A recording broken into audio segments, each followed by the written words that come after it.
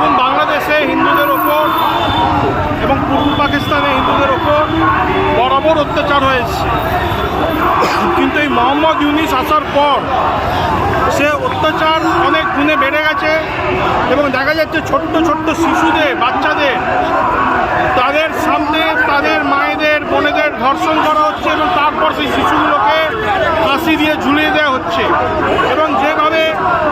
একজন ধর্মীয় নেতা চিন্ময় প্রভু দাসজিকে, চিন্ময় কৃষ্ণ দাসজিকে অ্যারেস্ট করেছে এবং তার উপর অত্যাচার করছে, এটা আমাদেরকে ঔরঙ্গজেব যেভাবে গুরু তেগ বাহাদুরকে দিল্লির চাঁদনি চকে তার মুন্ডু কেটেছিল, ঠিক সেই দিন আমাদেরকে মনে করিয়ে দিচ্ছে। এবং আমাদের বাংলার তথা হিন্দুস্তানের, ভারতের হিন্দুরা যদি এক না হয় এবং এর বদলা ভারতবর্ষে না নেয়,